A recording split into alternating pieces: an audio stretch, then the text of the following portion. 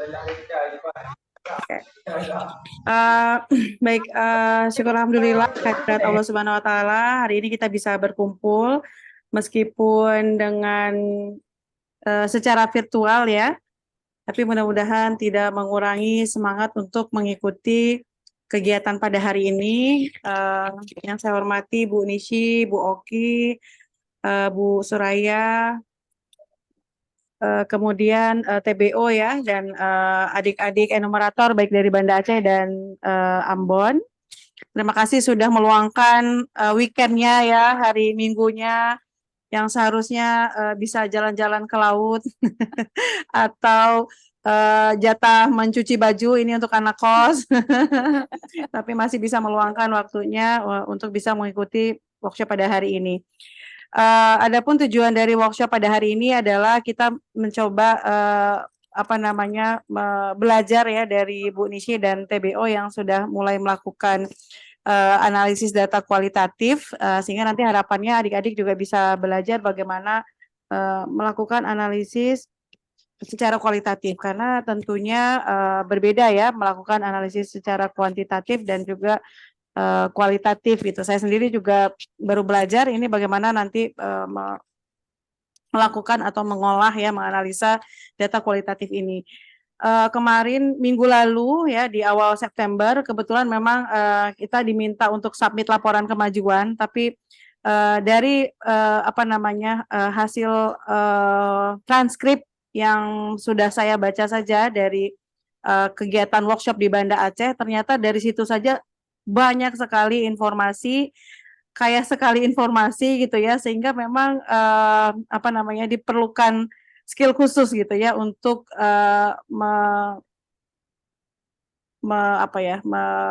menangkap informasi-informasi yang benar-benar penting dan benar-benar yang bisa kita analisis dan menjawab dari tujuan penelitian kita.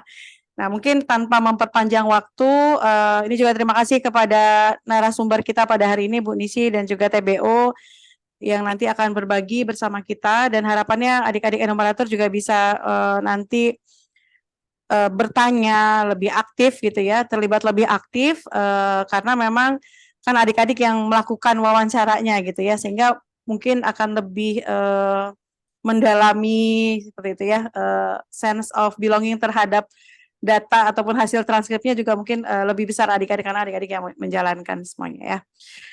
Baik, selamat mengikuti workshop, semoga lancar. Dan saya buka workshop hari ini dengan membaca basmalah. Bismillahirrahmanirrahim. Assalamualaikum warahmatullahi wabarakatuh. Waalaikumsalam.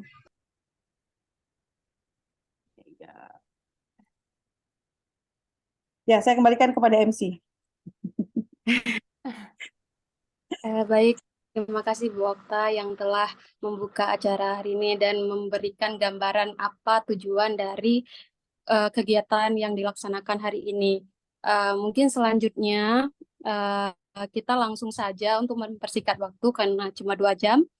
Jadi untuk pemateri pertama mungkin hari ini dari TBO atau dari Bu Nishi dulu nih? Dari saya saja dulu. Soalnya saya akan menyediakannya sebagai pendahuluan itu, sebagai apa namanya ya? Apa saja yang kita selama ini dilaksanakan itu kan mau diperkenalkan dulu gitu. Boleh?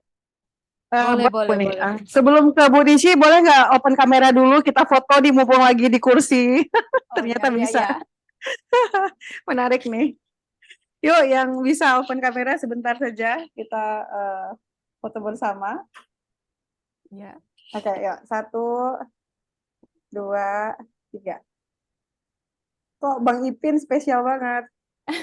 Iya. Kok kami nggak bisa gitu? Itu ini karena Ibu Putri kayak juga virtual bisa. background.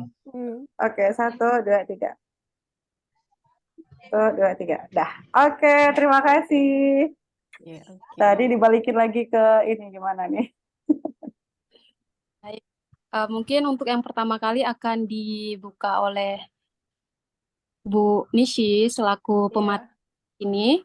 Kepada Bu Nishi Yoshimi, silakan. Ya, makasih. Ntar ya. Itu bisa, ntar ya. Iya, terima kasih diberikan kesempatan. Memang waktunya padat. Jadi saya secara singkat ingin memperkenalkan riset yang selama ini TBO bersama saya itu melaksanakan bagaimana gitu kan. Jadi riset ini sasarannya seperti keempat poin itu, mengetahui peran ketahanan keluarga dalam pengurangan risiko bencana. Terus mempelajari pola sikap keluarga di Aceh dalam menghadapi berbagai masalah seperti konflik, bencana, dan COVID. Dan mengetahui bagaimana gambaran ideal keluarga. Ini salah satu ciri khas riset kami itu, gambaran ideal keluarga di kalangan masyarakat Aceh itu juga perlu dikaji. Terus mengompilasi cerita keluarga Aceh. Jadi bukan mengumpulkannya cerita masing-masing, memang masing-masing narasumber perseorangan, tetapi maunya cerita keluarga gitu, dari berbagai perspektif, terutama dalam hal menghadapi kondisi krisis gitu.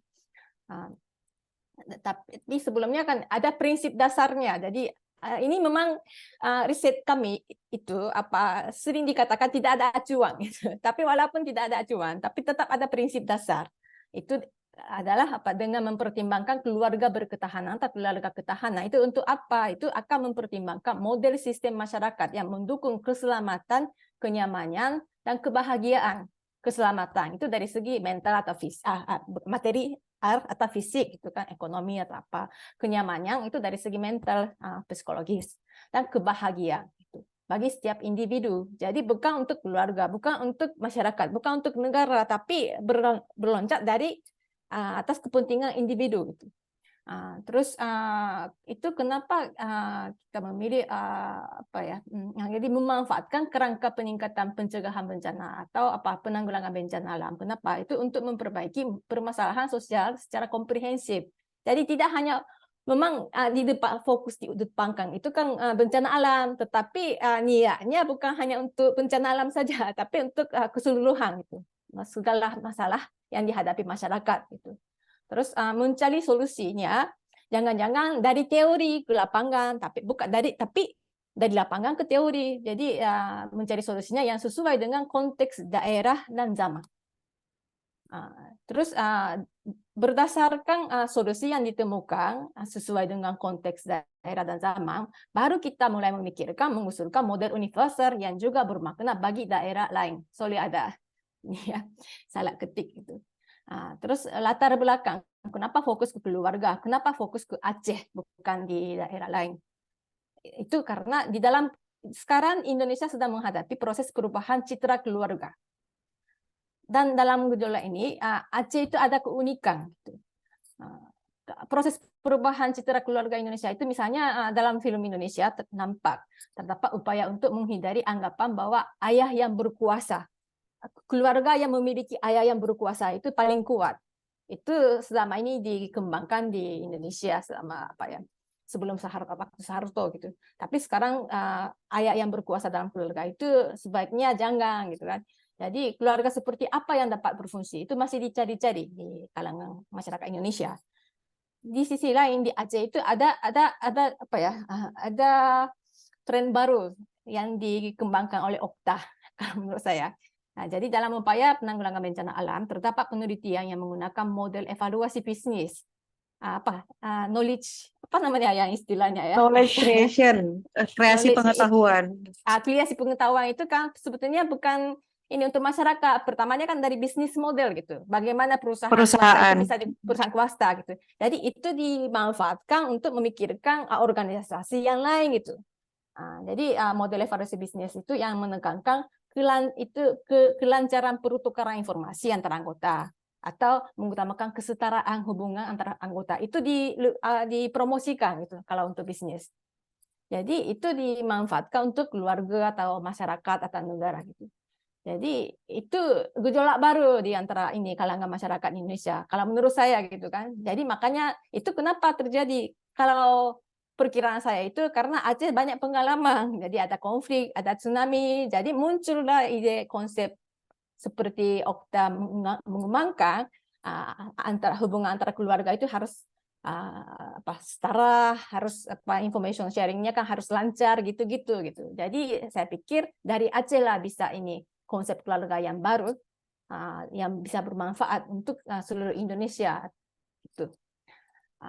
Terus kegiatan di selama ini itu kan kegiatan utamanya wawancara semi terstruktur kalau ada istilah akademis gitu. Jadi daftar pertanyaan sudah ada, tapi sesuai dengan keadaan narasumber, pewawancara itu boleh boleh ubah sesuaikan gitu kan. Terus periode yang selama ini sejak tahun 2022 September sampai kemarin gitu, berarti hampir setahun.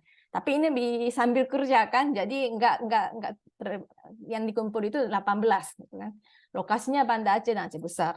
Terus kita selama ini ada bertahap 3 kali. Jadi tahap pertama itu saya dengan TBO itu turun ke lapangan sama-sama wawancara. Pertama saya yang wawancara, dan TBO itu menyaksikan gitu cara saya itu. Habis itu kan TBO sendiri turun ke lapangan melakukan wawancara. Habis itu dengan hasil wawancara itu kami membuat semacam workshop kecil, revisi cara wawancaranya bagaimana gitu kan. Jadi ini tahap ketiga yang mau selesai.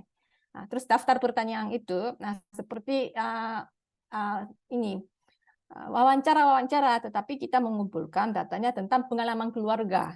Jadi termasuk masa kecil gimana, hubungan dengan orang tua gimana, mau bersekolah bagaimana, pernikahan dengan ketemunya dengan suami itu bagaimana, mau kerja, cari kerja caranya gimana.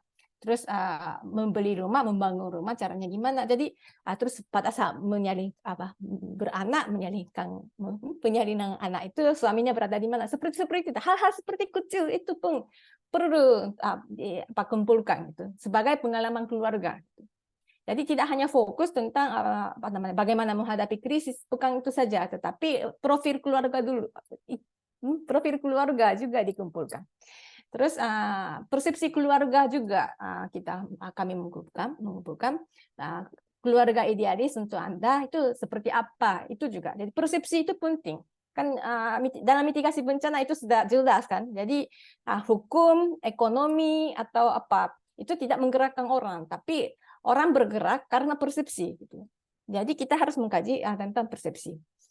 Terus latar belakang persepsinya juga kita dikaji. Jadi jadi persepsi keluarga misalnya itu pasti ada pengaruhnya dari sinetron kah, atau hubungan orang tua masa kecil atau apa gitu kan. Jadi pengalaman media, suka novel apa dulu, bermain gimana, itu juga kita mewawancarai. Itu. Dan bahan dari lapangan yang kita kumpulkan itu untuk semalam ini 18 narasumber, rekaman suara dan transkripsi, video itu khusus tentang komen tentang keluarga idealis. Mau bikin short film lah ini. Terus gambar suasana wawancara sekaligus kondisi lingkungan hidup. Seperti dulu Iping cerita kan. Dan untuk sementara ini 18 narasumber cukup banyak tapi cukup sedikit.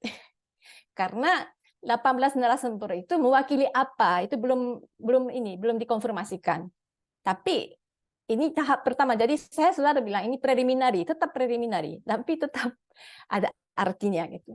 Jadi masih perlu kita mempertimbangkan 18 narasumber itu mewakili apa? Apa mewakili Aceh Besar, Banda Aceh kah, atau mewakili Aceh kah, mewakili Indonesia kah, atau mewakili Muslim Society kah, atau mewakili post konflik society kah, atau mewakili Asia Tenggara. Itu tergantung framework apa yang kita memilih gitu kan. Tapi itu tetap ada, tapi kita lanjutkan saja. Terus hari ini apa yang kita memaparkan, TBO akan memaparkan apa itu proses hasil wawancara, proses data wawancara, proses pengelolaan data wawancara gitu. Jadi bisa saja kita menarik pola narasinya bagaimana, atau topik-topik apa yang masyarakat lebih suka membicarakan, misalnya tetap ada topik pernikahan kah, atau masalah membeli rumah kah, atau apakah gitu kan. Jadi topik-topik yang sering dikatakan itu apa misalnya. Terus unsur keluarga mana yang kayaknya mempengaruhi narasi mereka. Misalnya jumlah anggota keluarganya, kalau keluarga besar sikapnya begini, kalau orangnya yang keluarganya kecil begini, atau apa lokasi keluarganya, kalau yang tinggal di kota karena tinggalnya di kota begini, karena tinggal di desa gini gitu kan, lokasinya, gendernya, generasinya apa yang mempengaruhi. Juga unsur persepsi, orang yang lebih suka ke masjid begini, atau orang yang suka nonton film begini gitu. Jadi kita mencari-cari topik mana yang ada pengaruh, unsur keluarga mana yang paling bermakna, seperti itu. Untuk sementara ini dari segi gender 18 narasumber itu 9 laki-laki 10 perempuan. Terus usianya dari 37 sampai 69. Kalau profesi banyak, ada yang nelayan, ada yang dulu tukang beca, ada yang dosen gitu. Jadi masih sangat awam-awam, tapi itu tetap ada. Yang hasil wawancara itu akan diproses menuju kemana, itu ada beberapa opsi. Bisa saja buku kumpulan narasi, bisa saja untuk membuat kuesioner baru gitu. Untuk melanjutkan kuantitatif research. Bisa saja langsung dijadikan makalah akademis juga. Karena ini misalnya hanya 3-4 narasumber, berdasarkan hasil wawancara 3-4 narasumber, tapi dijadikan tulisan akademis, itu juga ada. Itu ada beberapa contoh. Jadi misalnya kalau profil 20 perempuan yang kemarin di sharing itu hanya kumpulkan saja, kasih tajuk, dibagi edit sedikit, tapi itu sudah hasilnya yang bisa dibaca. Itu juga salah satu opsi. Gitu. Terus juga seperti buku Siapno Jacqueline 2002 itu berbagai chapter. Tapi salah satu chapter itu hanya satu cerita masyarakat saja tentang Pak Pande, kalau saya tak salah, di pesisir utara itu ada kisah-kisah Pak Pande. Itu bisa dikatakan suami yang kurang pintar, selalu diajarin istri. Gitu. Jadi dari situ Siapno mengambil kesimpulan, dalam tradisi Aceh, laki-laki nggak kuat di dalam rumah tangga, perempuan yang mengambil inisiatif. Dibilang begitu, berdasarkan hanya satu cerita rakyat. Itu juga salah satu contoh. Kalau buku, tulisan Bu Eka Sri Mulyani yang kemarin nggak jadi ini ya, tapi beliau pernah menulis Tunku Inondaya. Jadi itu juga hasil wawancaranya hanya 4 Tunku Inondaya saja. Tapi itu juga sudah cukup menarik sebagai hasil. Jadi seperti itu. Jadi hari ini dari 4 TBO ini, proses ini pola kita sudah ada 18 narasumber. Dari situ mereka menemukan apa itu yang akan dipaparkan. Ya itu saja duluan. Terima kasih. Ya, bagaimana ini? Ya. Baik, terima kasih banyak Bu Nishi yang telah memaparkan maksud dan tujuan dari penelitian atau kajian terkait dengan ketahanan keluarga di Aceh. Kenapa memilih ketahanan keluarga di Aceh? Karena Aceh itu merupakan daerah yang cukup unik karena mengalami 3 fase krisis. Jadi mau melihat bagaimana pola ketahanan keluarganya. Mungkin selanjutnya kita langsung saja ke intinya, yaitu pemaparan materi yang akan oleh TBO terkait dengan olahan data, analisis data kualitatif. Pertama kali di sini akan men-sharing Bang Ipin ya, Muhammad Arifin. Oke, boleh. Terima kasih, Ya, Nur. kepada Bang Muhammad Arifin. Oke, baik. Terima kasih. Terima kasih saya ucapkan kepada Bu Okta dan Si atas kesempatan untuk sharing pada siang hari yang berbahagia ini, dan juga teman-teman Enom dan Bu Oki dan teman-teman dari Banda Aceh dan Ambon. Saya coba izin share screen dan matiin video ya, karena sinyal saya kurang baik di sini.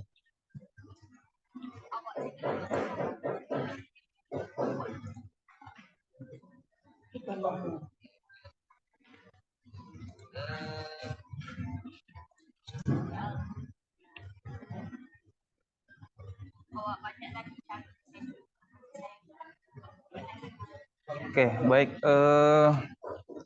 Saya akan sharing terkait dengan penelitian ini. Jadi seperti yang disampaikan Bu Nisi tadi, kami ini bergerak pertama dibilang nggak ada acuan juga nggak serta-merta nggak ada acuan. Jadi ini salah satu tantangan juga dalam penelitian. Karena untuk menganalisis itu bagi saya pribadi itu butuh salah satu konsep atau teori agar saya bisa menganalisis. Jadi Bu Nisi itu membebaskan kami untuk menganalisis hasil dari wawancara ini. Jadi nanti dari kami TBO masing-masing akan mempunyai persepsi masing-masing bagaimana cara kami menganalisis. Ini tujuannya adalah untuk sama-sama kita belajar dan Enum juga belajar bagaimana nanti ke depannya terkait dengan penelitian peran perempuan kita, bagaimana apakah nanti cara menganalisisnya seperti punya saya atau punya Yanur, punya Z dan punya Dian, ataupun nanti seperti Bu Nisi sendiri.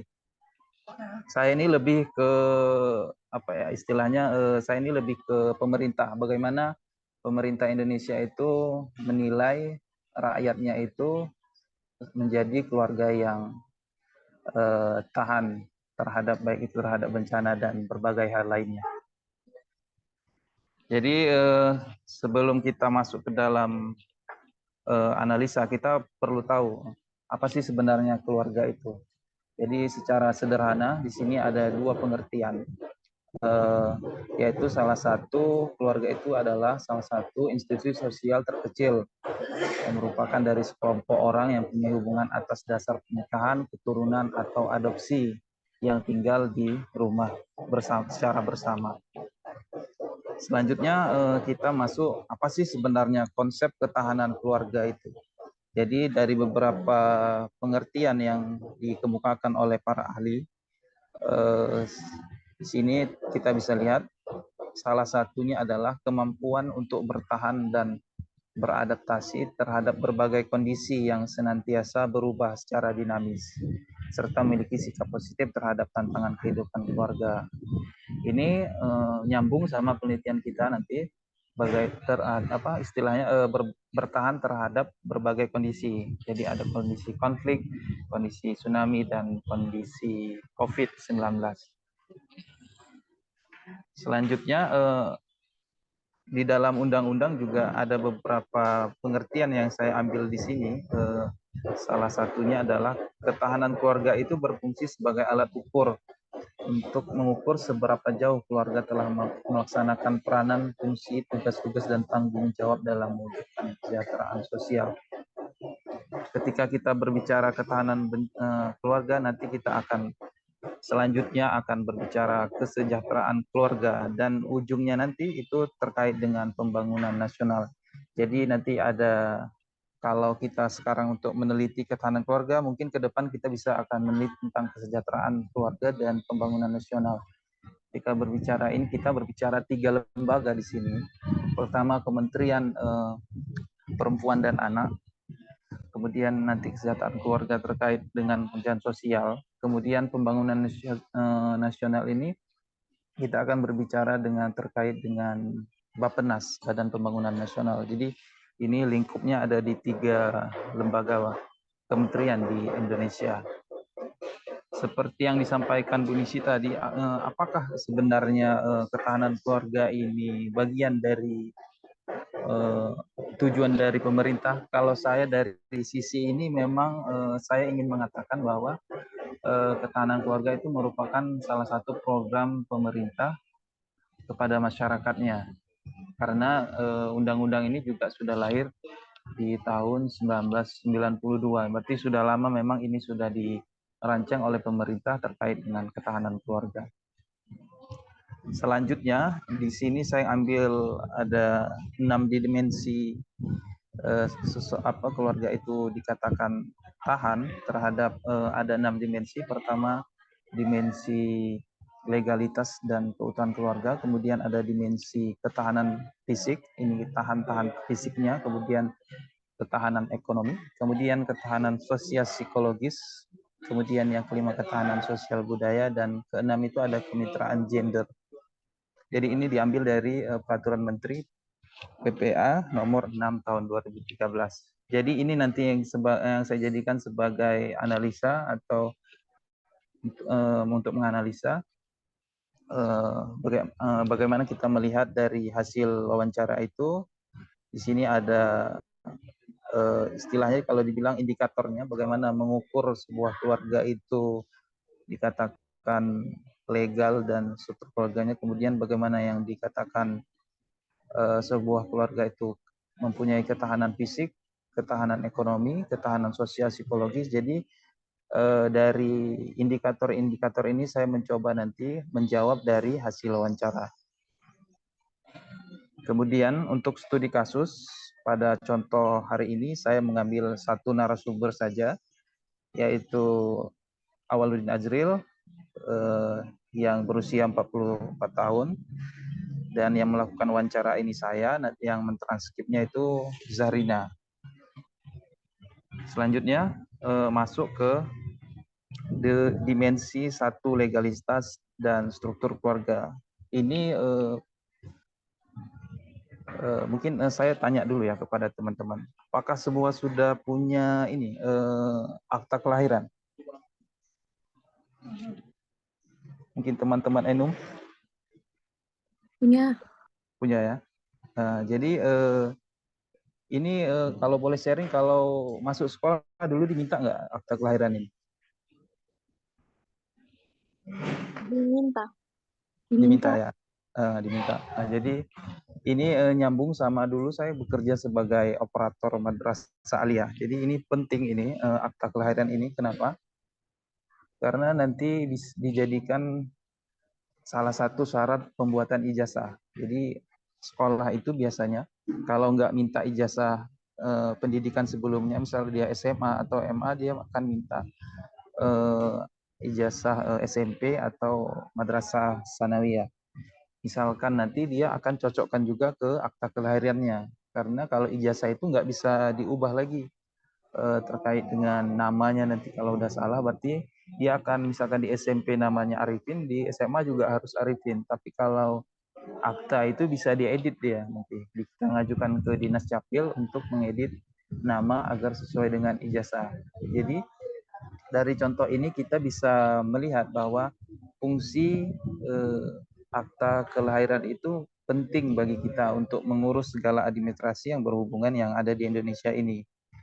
Jadi negara itu melihat warganya itu harus istilahnya secara legalitas dan struktur keluarga harus mempunyai akta kelahiran dan akta nikah, karena banyak kita dengar yang istilahnya di masyarakat, jangan nikah bayi di bawah tangan, istilahnya tidak mendaftar di kantor urusan agama. Nanti yang dirugikan itu salah satunya pihak perempuan, seperti itu. Dan anak juga akan dirugikan kalau tidak menikah secara sah diakui negara, karena nanti susah untuk mengurus administrasi seperti KK, kartu keluarga, dan seperti tadi mau masuk ke TK juga akan diminta akta kelahiran.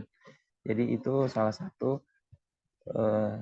dikatakan sebuah keluarga yang bisa tahan terhadap bagian legalitas dan harus memiliki akta nikah dan akta kelahiran. Juga di sini salah satu indikatornya suami istri itu tinggal serumah. Jadi kalau ada suami istri yang tinggal lain rumah, itu mungkin rentan terhadap masalah ya. Mungkin teman-teman juga bisa melihat di lingkungan kita mungkin bagaimana sih sebenarnya keluarga yang tinggal terpisah antara suami dan istri. Itu apakah nanti rentan atau tidak, itu tergantung lagi kan, makanya perlu dilakukan penelitian. Tapi menurut teori dari pemerintah ini, itu menjadi salah satu ukuran untuk tahan terhadap dimensi legalitas.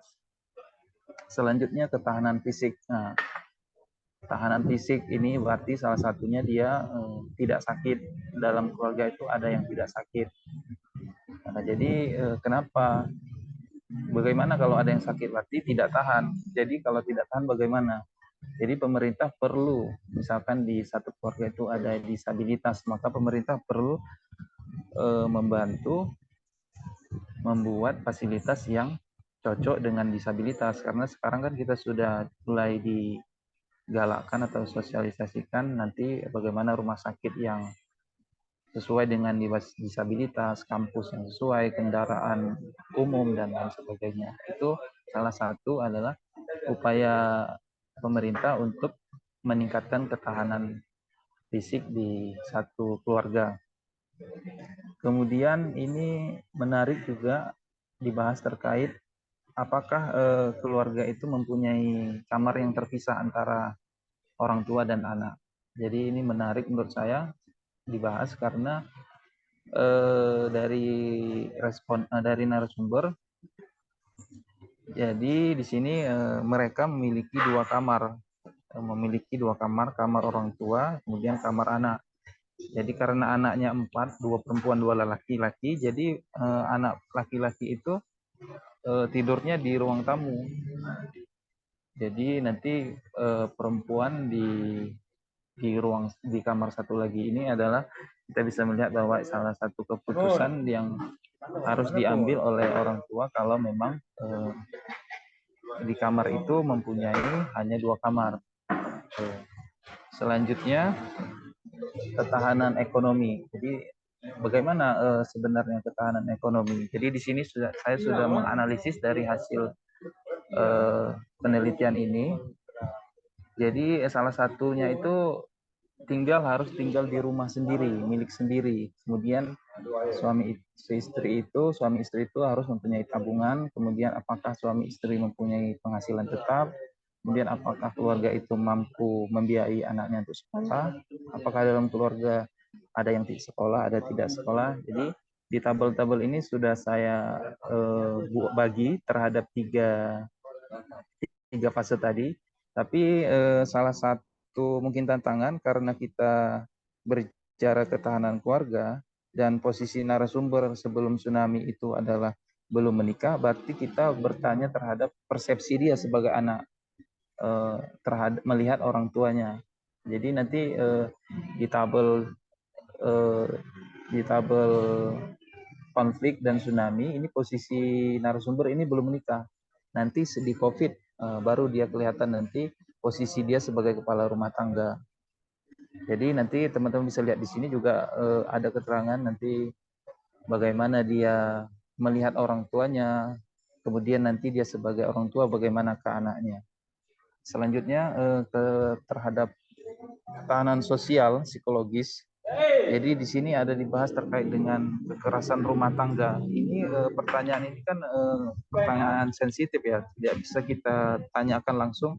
Apakah di rumah ini pernah terjadi kekerasan rumah tangga? Kan nggak mungkin kita tanya gitu. Jadi kita harus membuat pertanyaan yang tidak langsung sesuai dengan yang ada indikator sini. Jadi kita coba tanya nanti misalkan kita tanya suami bagaimana pandangan suami kalau istrinya ketika disuruh itu menolak atau nggak mau. Jadi nanti kita akan cari gali lagi informasi nanti bagaimana pendidikan ke anak, misalkan anak tidak disuruh ngaji, nggak mau ngaji, apa yang dilakukan. Jadi di sini narasumber melihat ada salah satu, misalkan karena ini narasumber orang tuanya adalah perwira di TNI, jadi kan sistemnya itu sistem militer ya. Jadi dia sebagai anak, ayahnya nanti adalah seorang militer. Kemudian dia sebagai orang tua nanti anaknya bagaimana.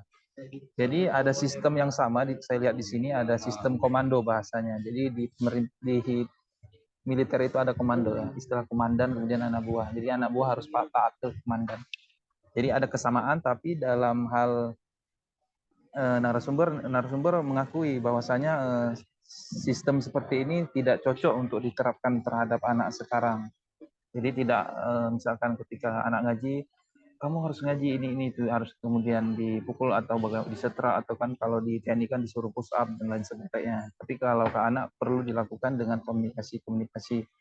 Dan saya lihat di sini dari narasumber ada kesadaran untuk memberikan edukasi terkait dengan seks. Jadi anak laki-laki itu kata ada narasumber itu, atau narasumber mengatakan lebih cenderung memang nanti sharingnya terhadap orang tua. Jadi orang tua yang laki-laki nanya ke anaknya yang laki-laki, karena anak ini sudah mau dewasa, nanti terkait bagaimana nanti mimpi basah. Kemudian si ibu bertanya kepada anaknya terkait nanti pendidikan seks terkait men, kok tiba-tiba ini begini, kan anak-anak perlu dikasih tahu. Dan kemudian diberitahu juga kepada anak-anak untuk orang lain atau orang yang tidak kenal tidak boleh memegang area-area sensitif. Jadi diedukasi ke anak bahwasanya misalkan ada seorang yang tidak dikenal kemudian melakukan hal ini, hal yang tidak baik, maka apa yang harus dilakukan itu dijelaskan di sini atau diberitahukan oleh narasumber terkait hal ini. Kemudian selanjutnya ketahanan sosial ini dibahas dalam ini di teori ini, bagaimana peran narasumber terhadap sosialnya. Jadi di Indonesia itu berarti penting kita sebagai masyarakat itu bersosial dengan tetangga kita atau dengan teman-teman kita, itu salah satu sebagai indikator untuk melihat ketahanan sosial. Dan selanjutnya di sini juga ada ketaatan beragama, tapi saya belum sempat menanyakan karena ini posisinya adalah juga baru saya pelajari teorinya, jadi nanti mungkin kemudian akan saya tanyakan kembali terkait bagaimana ketaatan beragama dan perang, bagaimana apakah sholat berjamaah masjid atau apa. Nah, itu nanti saya coba gali kembali kepada narasumber. Kemudian tadi terkait dengan bagaimana peran di sosial atau di masyarakat. Jadi apakah misalkan ada pengajian kita ikut pengajian, atau ada gotong royong kita ikut gotong royong, itu ditanyakan terkait dengan ketahanan sosial budaya. Dan terakhir kemitraan gender. Di sini pola asuh. Jadi pola asuh ini di slide sebelumnya ada bahwasanya ayah dari narasumber ini biasanya setiap makan, baik itu makan pagi atau makan malam, selalu melakukan diskusi, melakukan pertanyaan-pertanyaan apa yang dilakukan tadi saat pagi atau tadi siang gitu. Jadi komunikasinya itu lebih banyak di meja makan ya, karena prosesnya ini ayahnya adalah perwira, jadi pagi sampai sore itu bertugas, kemudian malam baru pulang. Kalau untuk di si narasumber sendiri sebagai orang tua itu bisa kadang-kadang di rumah atau diajak pergi bermain ke sebuah tempat, nanti ditanya di situ, didiskusikan apa-apa yang kira-kira memang menjadi masalah baik di sekolah atau mengerjakan tugas dan lain sebagainya. Dan di sini juga ada terkait dengan kesepakatan suami istri tentang jumlah anak. Ini nyambung dengan teori KB ya, mungkin pemerintah mau melihat kalau pemerintah Indonesia kan bilang 2 anak cukup gitu. Jadi di sini juga ditanya bagaimana kesepakatan antara suami istri tentang jumlah anak. Jadi dari hasil ini tidak ada kesepakatan yang bagaimana. Tapi sekarang karena anak sudah 5 mungkin dirasa cukup, seperti itu kalau menurut narasumber. Oke, baik, saya kira cukup dan ini slide terakhir dan saya kembalikan kepada MC. Terima kasih.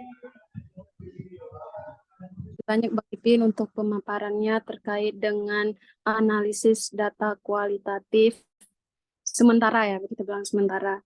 Kemudian selanjutnya mungkin kita akan mendengarkan dari Kak Dian terkait pemaparannya tentang analisis data kualitatif, masih dengan informan yang sama karena masih di penelitian yang sama. Kepada Kak Dian, mungkin silakan membuka kameranya. Ini belum dijadiin host kayaknya. Belum dijadiin co-host maksudnya. Mungkin Arifin bisa bantu share screen. Gimana kalau belum? Nggak perlu jadiin co-host kalau apa. Ini coba ini karena mungkin sudah di setting multiple ini all partisipan. Coba dites.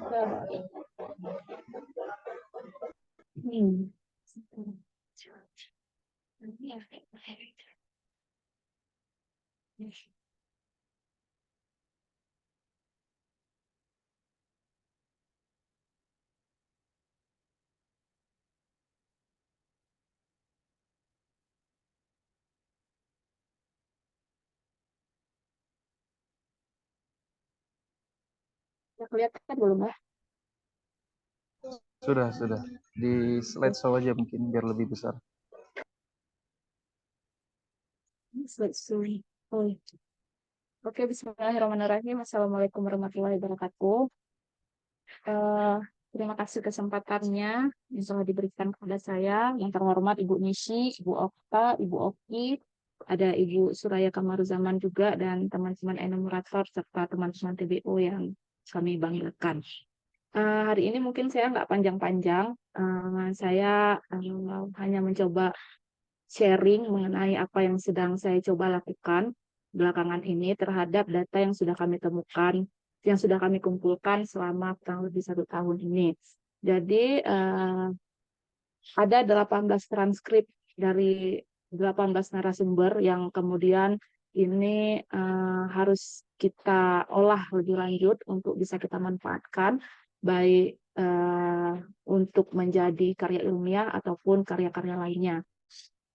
Nah, adapun tahapan analisis, sebenarnya Bu Nisi cukup membebaskan kami mau mengambil metode yang seperti apa, dan sebenarnya juga teori-teori terkait metode analisis kualitatif sudah cukup banyak dan berkembang, baik menggunakan tools seperti aplikasi-aplikasi tertentu ataupun secara manual.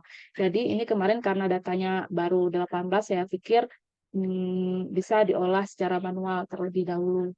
Karena nanti dia ada banyak aplikasi seperti NVivo dan lain-lain untuk proses coding data transkrip. Kurang lebih alurnya seperti ini, sedikit saya jelaskan. Adapun tahapan analisis data kualitatif, yang pertama yang dilakukan adalah proses reduksi atau kategorisasi data sesuai kebutuhan. Kemudian kita dapat melakukan display data dalam bentuk metrik. Ini diperlukan supaya kita bisa lebih mudah mentransfer informasi terkait data yang telah kita dapatkan. Kemudian lebih mudah dalam penarikan kesimpulan, baik kesimpulan akhir ataupun kesimpulan sementara. Kemudian dapat membantu kita dalam proses penyajian data dalam berbagai bentuk yang dibutuhkan, baik dalam bentuk narasi ataupun dalam bentuk matriks begitu. Tujuannya adalah untuk mendapatkan gambaran sebenarnya dan lebih detail dengan mengaitkan informasi, menganalisis kata kunci, dan menyimpulkan ide pokok dari narasumber. Kemudian untuk dapat menyusun data yang sudah didapat secara sistematis sehingga akan lebih mudah dipahami dan lebih mudah dalam mengambil kesimpulan atau mengembangkan penelitian selanjutnya yang berangkat dari fakta yang ditemukan dari data tersebut. Kemudian akan memudahkan kita dalam proses display dan transfer informasi terkait data yang ditemukan. Jadi informasi yang kita dapatkan di lapangan kalau kualitatif itu kan cukup random ya dan panjang. Kalau kita menemukan informan yang ngomongnya panjang bertele-tele, ini punya tantangan tersendiri bagi kita dalam menganalisis data yang terkandung dalam transkrip yang kadang cukup panjang begitu. Jadi hal dasar utama yang harus kita kolek dengan baik dari data yang sudah kita dapatkan adalah informasi dasar. Nah, informasi dasar ini sebenarnya tidak ada acuan khusus, tetapi sesuatu yang bisa kita kelompokkan jika dibutuhkan untuk dikelompokkan suatu hari nanti, seperti jenis kelamin, umur, alamat, pekerjaan, struktur keluarga dasar, keluarga ideal, karir, pendidikan, lokasi wawancara, tanggal wawancara, durasinya seperti apa, bahasa yang digunakan seperti apa, siapa pewawancaranya, dan siapa transkribernya. Ini adalah data yang benar-benar harus kita punya dengan baik, dan ini bisa disesuaikan untuk sesuai kebutuhan penelitian kita begitu. Nah, setelah data dasar ini bisa kita kumpulkan dengan baik, kemudian baru kita masuk kepada metrik yang sesuai dengan tujuan penelitian kita. Dalam hal ini, penelitian kami terkait ketahanan keluarga. Di sini sebenarnya kami Bu Nisi sebelumnya tidak mengarahkan kami untuk berangkat dari teori yang baku sekali begitu. Jadi kami cukup dibebaskan begitu ya untuk melihat dan menemukan fakta-fakta menarik di lapangan supaya entah kemudian data-data ini bisa dikembangkan menjadi penelitian yang lebih arah lagi begitu. Dan di sini sesuai dengan data yang sudah kami dapatkan, ini saya mencoba membuat sedikit gambarannya. Proses kategorisasi data ini sebenarnya masih sangat simpel. Ini bisa dikembangkan menjadi lebih kompleks lagi pada dasarnya. Kalau di sini saya membaginya menjadi 2, yaitu pertama adalah pengalaman krisis itu sendiri, dan yang kedua adalah bagaimana kondisi keluarga. Jadi untuk pengalaman krisis ini dibagi lagi menjadi bagaimana pengalaman saat konflik, bagaimana pengalaman saat tsunami, dan pengalaman COVID. Ini nanti dibagi lagi sesuai kebutuhan. Kita ingin tahu tentang bagaimana pengalaman mencekam saat menghadapi konflik, bagaimana kondisi saat konflik, bagaimana kondisi saat tsunami. Dan ini adalah informasi yang sebenarnya sudah kita tanyakan berulang pada narasumber yang berbeda, sehingga harapannya akan kita temukan pola yang bisa kita tarik kesimpulan sementaranya begitu. Begitu juga dengan kondisi keluarga, dan ini bebas sekali untuk kita bisa ingin mencari informasi apa lagi sebenarnya yang bisa kita ambil dari data yang sudah kita kumpulkan begitu. Di sini untuk kondisi keluarga, misalnya kita ingin melihat hubungan keakraban keluarganya. Jadi kita bisa melihat faktor-faktor seperti siapa pengambil keputusan dalam keluarga, bagaimana hubungan antar anak dan orang tua, dan apakah selalu ada makan bersama. Nah, jadi dengan mengelompokkan kategori seperti ini, kita bisa melihat nanti suatu karakter tertentu begitu yang bisa kita simpulkan. Tapi ini kalau penelitian kualitatif kita tidak bisa langsung mengambil kesimpulan akhir begitu. Tapi ini bisa menjadi kesimpulan sementara untuk bisa kita kembangkan lebih lanjut. Ini salah satu contoh cara saya. Mungkin butuh koreksi juga dari Bu Nisi dan ibu-ibu lainnya di sini yang mungkin lebih berpengalaman di penelitian kualitatif. Ini misalnya dari transkrip yang panjang, ini saya kutip aja beberapa contoh ya. Misalnya ini saya membandingkan terkait pengalaman mencekam di saat konflik pada 3 narasumber, yaitu narasumber P06, P10, sama P07. Ini di mana dari informasi dasar 3 narasumber ini mereka adalah sama-sama ibu-ibu perempuan gitu ya. Kemudian mereka juga sama-sama ibu rumah tangga ataupun ibu yang memiliki anak gitu. Posisinya ketiga orang ini adalah narasumber ini adalah ibu-ibu begitu.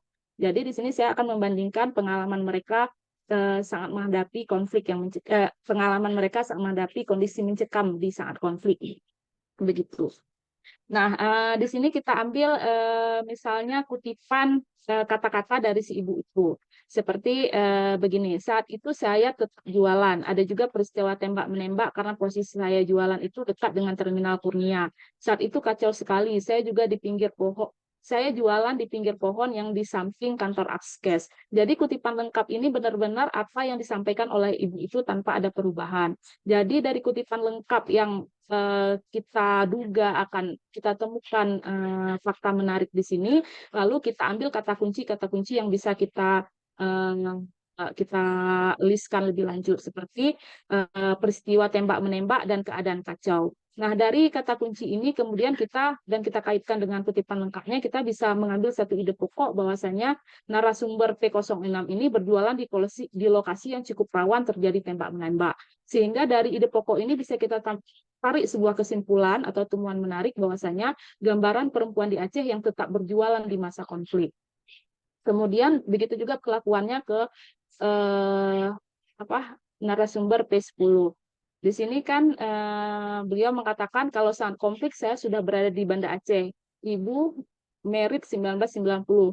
Waktu susah juga sih teman-teman bapak yang tugas di Banda Aceh ini kerja dibatasi perginya karena susah. Waktu di jalan diperiksa KTP, naik bus dulu. Dulu nggak segampang sekarang karena sekarang sudah punya kendaraan pribadi ya. Naik bus juga diperiksa KTP. Jadi mewakili aja beberapa orang yang datang untuk mewakili pesta kami waktu itu. Begitulah susahnya. Cuma kayak pesta di sana, kalau kami di sana kan pestanya sampai malam gitu ya. Cuma dibatasi bolehnya cuma sampai jam berapa. Nah, di sini kita bisa mengambil beberapa kata kunci seperti dibatasi perginya. Jadi kemudian ada periksa KTP di jalan dan pembatasan pesta. Nah, di sini ide pokoknya yang bisa kita tarik adalah bahwasanya narasumber P10 memiliki pengalaman pembatasan akses pada masa konflik. Kemudian kita dapat menemukan temuan menarik bahwasanya menemukan gambaran salah satu dampak konflik Aceh yang mengganggu kondisi bersosial masyarakat, begitu. Begitu juga untuk yang P07. Dan itu juga berlaku untuk ketika kita ingin mengambil menarik kesimpulan untuk kategori-kategori lainnya. Seperti ini pengalaman saat tsunami, dan ini kategori hubungan keakraban keluarga. Kalau keakraban keluarga, contohnya seperti ini. Ini kutipan lengkapnya dari Ibu P06. Gini, Ibu, kalau misalnya sudah hari Minggu, kalau misalnya ada rezeki dikasih orang, saya bilang, ini nak uang dari orang yang kasih tadi. Ibu tanya mau dibeli apa?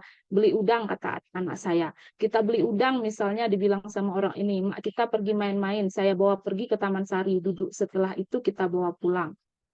Kemudian kita tarik kata kuncinya, yaitu tanya mau dibeli apa. Kemudian pergi main-main ke Taman Sari. Jadi ide pokok yang bisa saya ambil adalah ibu narasumber P10 bertanya kepada anaknya tentang udang dan memenuhi keinginan anaknya untuk bermain ke Taman Sari.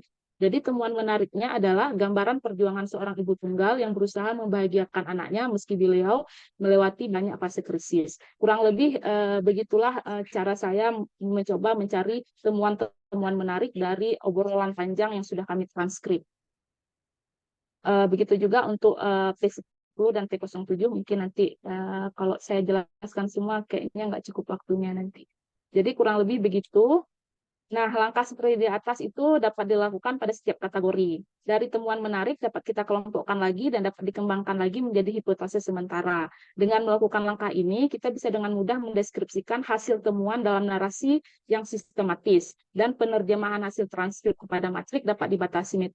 Penerjemahan hasil transkrip pada matrik dapat dibatasi metode atau teori tertentu, atau dapat juga dilakukan bebas sesuai kebutuhan data yang dibutuhkan. Mungkin itu kurang lebih yang bisa saya jelaskan. Saya kembalikan kepada MC.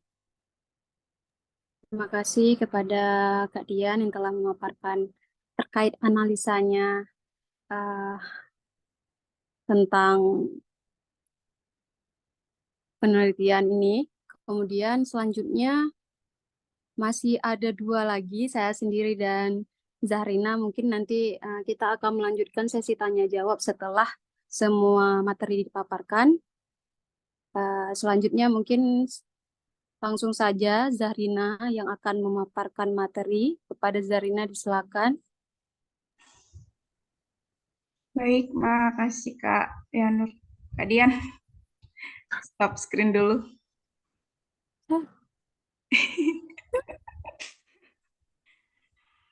Oke, ini Z izin untuk nggak buka video ya, takut nanti koneksinya kurang bagus.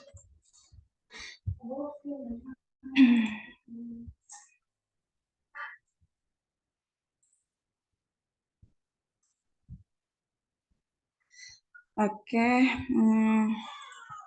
Assalamualaikum warahmatullahi wabarakatuh. Alhamdulillahirabbil alamin. Puji syukur kehadiran Allah Subhanahu wa taala dan salawat salam atas Nabi besar Muhammad sallallahu alaihi wasallam. Yang terhormat Ibu Nishi, Ibu Okta dan Ibu Suraya serta teman-teman TBO dan adik-adik enumerator baik yang di Aceh maupun yang di Ambon. Terima kasih atas kesempatan yang diberikan. Mungkin sebelumnya ini pertemuan kedua kita ya untuk enum yang di Ambon, tapi kalau yang untuk enum teman-teman enum yang di Aceh itu udah hampir setiap hari kayaknya. Sebenarnya ini kan hari ini kita akan bahas sedikit tentang analisis data kualitatif. Nah, saya tekankan sekali lagi seperti yang dibilang sama Ibu Nishi tadi, apa yang kami bahas ini pada hari ini sebenarnya itu bukan menjadi aturan yang baku yang teman-teman enum harus pakai ya untuk menganalisis data penelitian kita nanti. Tapi ini kami coba untuk memaparkan gambaran dari analisis penelitian ketahanan keluarga yang saat ini tim TBO dan juga Ibu Nisi lakukan. Sebenarnya ini saya hampir sama dengan Kak Dian untuk prosesnya. Jadi saya nggak terlalu fokus lagi dengan teorinya mungkin ya.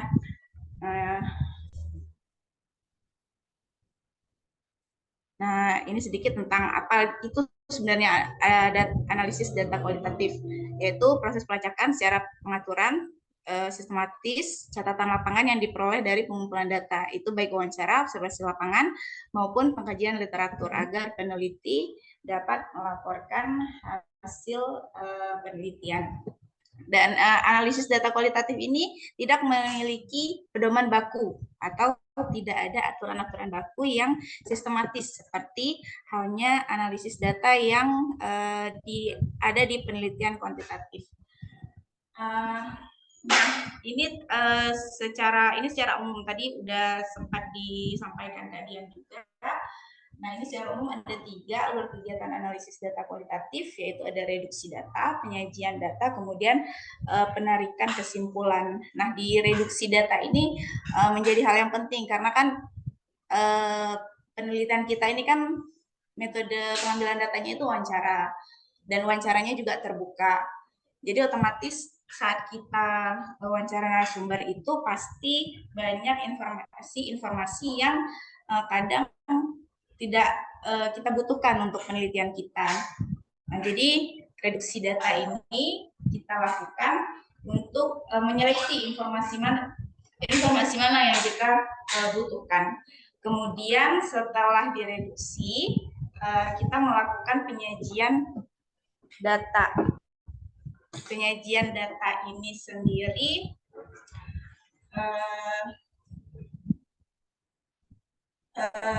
dilakukan agar data yang tadi kita kan udah reduksi nih. Nah, si data ini dapat terorganisasi dengan baik gitu. Jadi dia tersusun sehingga mudah untuk dipahami oleh analisnya.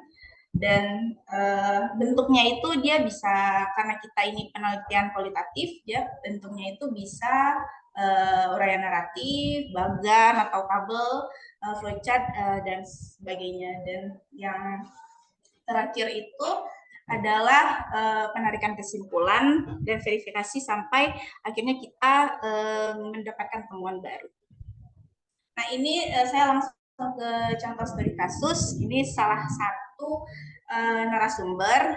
Nah, ini contoh penyajian datanya itu dalam bentuk bagan atau tabel gitu kan. Jadi dari sekian banyak transkrip kita tadi itu kita bagikan kita reduksi dalam beberapa hal yang kita butuhkan untuk analisis kita. Nah, kalau di sini kan seperti jenis kelamin, umur, pekerjaan, struktur keluarga, struktur keluarga asal, kemudian pendidikan, karir, pekerjaan, tempat tinggal, dan pandangan narasumber tentang keluarga ideal.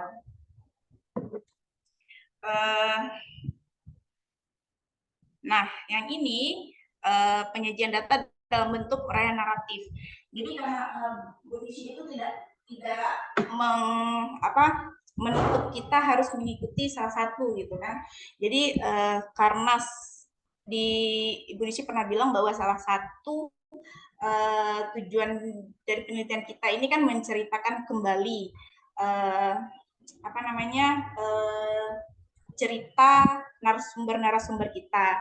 Nah, di sini saya ambil salah satu kutipan terkait yang disampaikan di saat wawancara itu kan, yang yaitu sejak kecil sampai selesai SD saya masih tinggal di kampung. Di jenjang MSen atau SMP saya dimasukkan ke pesantren di Langsa. Tapi saat MAN atau SMA saya kembali ke kampung untuk sekolahnya.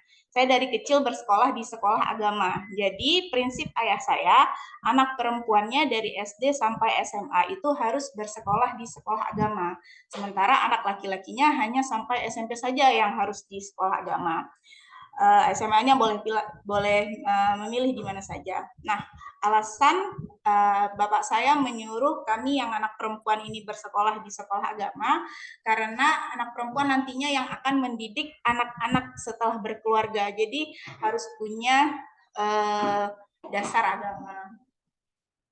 Nah, di sini yang menarik bagi saya itu yang kemudian saya ambil menjadi tajuk adalah prinsip ayah saya, anak perempuannya dari SD sampai SMA harus bersekolah di sekolah agama. Kenapa ini kemudian menjadi menarik, gitu kan? Jadi di sini kita ngambil kesimpulan awal. Kesimpulan awalnya adalah pengetahuan agama menjadi salah satu faktor masyarakat memiliki ketahanan tinggi dalam menghadapi 3 krisis di Aceh. Tapi ini baru kesimpulan awal. Makanya setelah ditariknya kesimpulan awal, ada yang namanya verifikasi. Verifikasi ini bisa berupa bukti-bukti yang didapatkan kembali saat penelitian lanjutan atau dari kajian dokumen. Nah, dari sini kalau misalnya bukti-bukti ini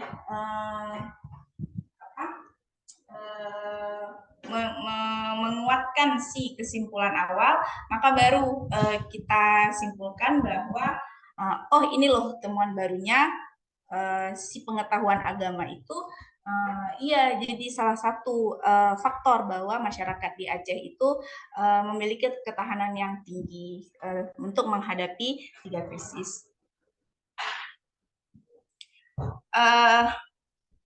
Udah di kesimpulan aja nih, berarti kesimpulannya analisis data penelitian kualitatif tidak memiliki aturan baku yang harus diikuti. Kemudian analisis data kualitatif melalui 3 tahapan, yaitu reduksi data, penyajian data, dan pengambilan kesimpulan serta verifikasi. Dan analisis data dalam penelitian kualitatif ini berbeda dengan analisis data dalam penelitian kuantitatif, di mana analisis kualitatif itu fokusnya pada penunjukan makna, deskripsi mendalam, penjernihan dan penempatan data pada konteksnya masing-masing, dan seringkali melukiskannya dalam bentuk kata-kata, bukan bentuk angka. Nah, analisis data kualitatif ini adalah proses yang mencari serta menyusun secara sistematis data yang diperoleh dari hasil wawancara, catatan lapangan, dan bahan-bahan lainnya, sehingga mudah dipahami agar dapat memberikan informasi lanjutan kepada orang lain. Nah, dari saya ini saja. Terima kasih. Nanti kita lanjut di diskusi. Ini sebenarnya karena nanti teman-teman Enum yang akan melakukan ini, kita lebih banyak diskusi kayaknya daripada teori-teori kan. Jadi saya dikit aja langsung ke contoh studi kasusnya. Itu aja Kak Yanur. Saya kembalikan ke MC. Terima kasih banyak Kak Zarina. Mungkin yang terakhir saya ya. Saya langsung saja. Sebelumnya terima kasih kepada Ibu Okta, kepada Ibu Nishi, kepada Ibu Oki, dan kepada Ibu Aya, serta adik-adik Enum yang telah hadir. Mungkin untuk teori tadi sudah dipaparkan oleh Bang Ipin, oleh Kak Z, oleh Kak Dian, bagaimana cara kita melakukan analisis data kualitatif, tahapnya apa-apa aja, mulai dari reduksi data, pengambilan data, reduksi data, kemudian kategorisasi data, sampai terakhir kita bisa menyimpulkan sebuah kesimpulan. Tetapi karena di sini informan kami masih sangat terbatas, seperti kata Bu Nishi, masih berjumlah 18 orang, itu masih sangat sedikit, tapi sudah banyak, tetapi belum cukup untuk menarik sebuah kesimpulan. Sehingga mungkin di sini saya mencoba menganalisisnya berdasarkan saya pribadi tanpa teori ya nih. Karena bagi saya ada beberapa data di lapangan yang mungkin kita tidak dapat ketika kita mengulang hasil rekaman atau wawancara, kita ada bagian yang missing gitu, ada bagian yang hilang. Sehingga kita perlu yang namanya penarikan kesimpulan sementara. Oh, ini orangnya seperti ini gitu. Memberikan gambaran bagaimana sih sebenarnya kejadiannya. Jadi perlu kategorisasi data dan reduksi data tadi. Baik, di sini saya sebenarnya pertama ingin memaparkan 6 informan. Tadi datanya sudah di-share oleh Bang Ipin sebelumnya, tapi di sini saya menutup namanya karena data ini bagi saya penting ya, penting dan bersifat rahasia. Jadi namanya kita samarkan dengan kode informan, kemudian tempat tinggal juga tidak saya tampilkan karena data ini belum dipublish. Tetapi dari 6 data informan ini, saya akan mencoba menganalisis 2, yaitu kode informan P15 dengan P10, di mana saya memilih 1 laki-laki dan 1 perempuan. Mungkin bisa di-scroll ke bawah ya.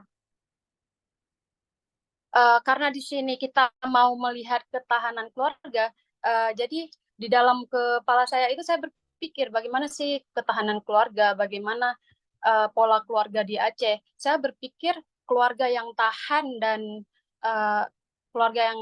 tangguh itu ya keluarga yang setiap harinya itu menjalani kehidupan sehari-hari dengan segala banyak masalah, tapi dia tetap bersemangat menjalani kehidupannya.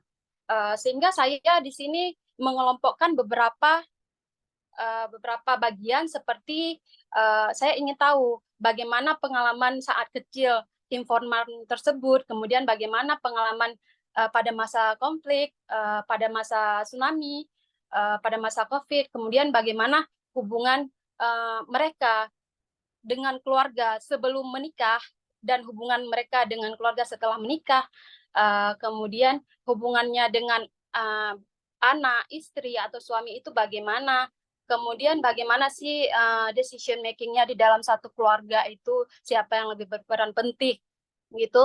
Dan yang terakhir, karena kita ingin tahu konsep keluarga itu seperti apa, saya sedikit memaparkan harapan atau idealnya keluarga yang diinginkan oleh masing-masing informan.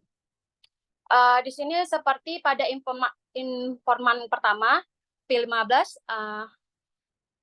tidak ada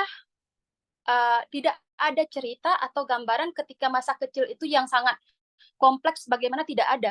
Tetapi saya mengutip pernyataan beliau yang mengatakan, kami mengenal tsunami sebelumnya dengan nama Ibena dari bapak-bapak kami, dari tengku-tengku kami dalam kitab.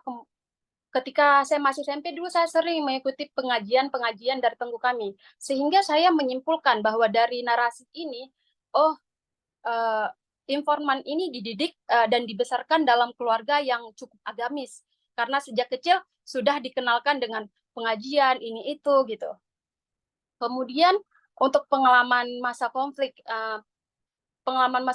di sini saya menyimpulkan informan ini merupakan pribadi yang tidak suka berada dalam situasi konflik, punya perasaan cemas dan perasaan was-was ya, takut karena kejadian yang dia alami sebelumnya, seperti kejadian pada saat beliau masih bekerja sebagai sopir truk, pernah dimasukkan ke dalam parit begitu oleh anggota TNI untuk menghindari konflik senjata pada saat itu, sehingga itu memunculkan ketakutan dan was-was bagi si informan ini, bagaimana jika aku sedang bekerja dan aku meninggal. Kebetulan pada saat itu informan sudah menikah begitu, sehingga beliau mengambil inisiatif untuk resign, yang dimana beliau mengorbankan gajinya yang cukup besar, memilih pulang ke kampung yang waktu itu beliau masih belum tahu saya harus bekerja sebagai apa, tetapi prinsip beliau, saya mungkin harus aman dulu, karena di dalam gambaran beliau kampung yang paling aman, kampung beliau terkenal dengan kampung yang paling sejahtera dan damai, beliau kembali ke kampung begitu. Kemudian untuk pengalaman masa tsunami, di sini kita ketahui bahwa Bapak ini mengalami banyak kehilangan ya. Beliau mengalami kehilangan harta benda dan kemudian ya beliau juga kehilangan mertua, tapi di sini tidak saya cantumkan. Tetapi apa pesan moral yang bisa kita gali di sini? Ada pernyataan beliau tentang setelah peristiwa tsunami, saya memulai menanam sendiri bakau-bakau yang dulu yang udah pernah ditanam berhektar-hektar itu yang hilang oleh tsunami, ditanam kembali. Itu inisiatif sendiri. Di situ saya menyimpulkan bahwa pribadi beliau merupakan orang yang tidak mudah berputus asa, walaupun banyak musibah atau kejadian-kejadian kritis yang dialami oleh beliau gitu. Kemudian selanjutnya pada masa COVID, di sini beliau memaparkan, walaupun saya tidak percaya dengan COVID, tetapi apabila berurusan dengan pemerintah, saya ikut aturan pemerintah. Sehingga saya menyimpulkan bahwa beliau salah satu orang yang taat dan patuh terhadap aturan-aturan yang dilaksanakan atau diberikan oleh pemerintah. Beliau salah satu masyarakat yang taat aturan gitu, patuh terhadap undang-undang. Beliau tetap melaksanakan prokes dan lainnya walaupun tidak percaya dengan COVID itu begitu. Kemudian hubungan dengan keluarga sebelum menikah.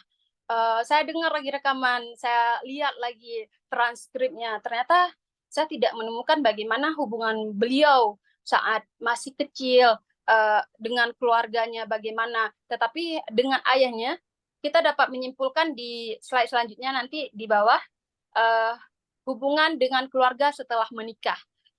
Saya bisa tahu bagaimana, saya bukan bisa tahu, lebih tepatnya saya menarik kesimpulan sementara ini.